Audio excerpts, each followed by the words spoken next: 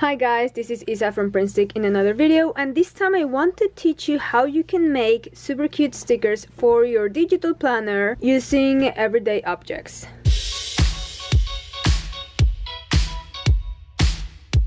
So I got inspired because I received these two flyers from around the neighborhood. There's gonna be this event for Day of the Dead. I was like, oh, I want to turn this into a cute sticker. Then I thought, why not find different things? For example, this sun from here.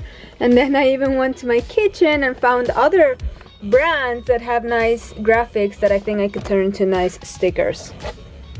So what I'm gonna do, I'm gonna go grab my iPad, I'm gonna take a photo of each of these elements, and then I will show you what I do. Okay guys, so I took the photos of those products that I showed you. I literally just placed them on the table and then I took a photo with my iPad. You know, I tried to have good natural daylight, so I didn't really edit them. I don't think I need to make the brightness and stuff better. I think they look pretty good, so I'm just gonna move on and do the first sticker. So I'm just gonna do it directly in GoodNotes. So open GoodNotes and I have my book right here. So I'm just gonna slide up and bring my Photos app to the side.